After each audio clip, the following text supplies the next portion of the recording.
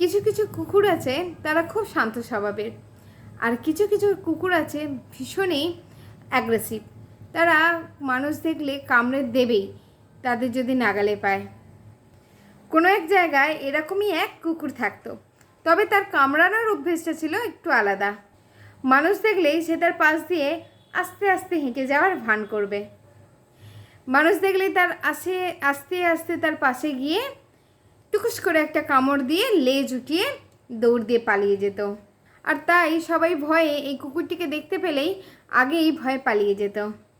কিন্তু মানুষ ভীষণ ব্যস্ত, কখন সেই কুকুর আসবে, কখন সে কামড়াবে, তার দেখার আর সময় কার আছে। আর যারা যারা এই খেয়াল রাখতো না, তাদের মধ্যেই বহুজন এই কুকুরের কামড় খেয়েছে। এদিকে এই কুকুরের যে মালিক, সে বেজায় চিন্তায় পড়ে যায়। প্রত্যেক দিন তার নামে নালিশ এসে জমা হয় এবং অনেকে তাকে ভীষণভাবে সালিশিও দিয়ে গেছে।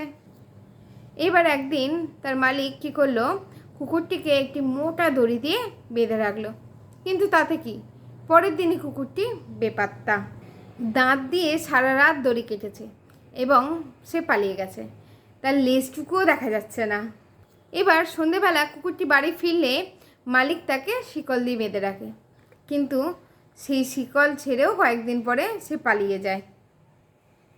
এরপর মালিক বুদ্ধি করে কুকুরটিকে ধরে আনে এবং কুকুরটির গলায় একটি ঘণ্টা লাগিয়ে দেয়, যাতে সেই ঘণ্টার আওয়াজ শুনে মানুষ সতর্ক হয়ে যায় এবং আগেভাগেই যাতে কুকুরটি আসার আগে যাতে পালিয়ে যায়। তাই মানুষ যখনই এই কুকুরটির গলার ঘণ্টার আওয়াজ শুনতে পেত, তারা তাড়াতাড়ি করে সেই জায়গা থেকে পালিয়ে যেত। কুকুরটি এবার বাজারের মধ্যে গিয়ে যা খুশি খেয়ে আসতে শুরু করলো, আর কেউ লাঠি নিয়ে তাড়া করতে এলে তার অবস্থা সে খারাপ করে দিত। এবার তো কুকুরটা মনে মনে অহংকার করতে শুরু করলো। সে ভাবলো এবার সে আস্তে আস্তে পৃথিবীর শ্রেষ্ঠ জীব হয়ে উঠেছে, তাই তাকে যেই দেখছে সে ভয় পেতে শুরু করছে। একদিন এক গ্রে গ্যান্ড কুকুর তার কাছে এসে বলল, ভাই তুমি কি ভাবছো তোমাকে সবাই ভয় করে? যে ঘণ্টা তোমার গলায় ঝুলছে, তুমি কি ভাবছো এ কি তোমার বীরত্বের মেডেল? কিন্তু না বন্ধু, তুমি ভুল ভাবছো। মানুষ কিন্তু তোমায় ভয় করে না, মানুষ উল্টে তোমায় ঘৃণা করে। মানুষ তোমাকে নিয়ে কথা বলে, কিন্তু এর মানে এই নয় যে তুমি বিখ্যাত। মানুষ তোমাকে নিয়ে কথা বলে কেননা তুমি তাদের কাছে ঘৃণার পাত্র।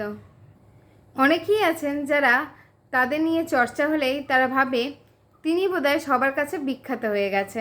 এই ভেবে অনেকেই মনে মনে গর্ববোধ করে, কিন্তু তার ধারণা শুধু ধারণাই হয়ে থাকে। মানুষ সবসময় বিখ্যাত লোকেদের নিয়েই গর্ব করে না বা বিখ্যাত লোকেদের নিয়েই সবসময় চর্চা করে না। মানুষ কিন্তু যাদেরকে ঘৃণা করে তাদেরকে নিয়েও চর্চা করে, তাদেরই সমালোচনা করে।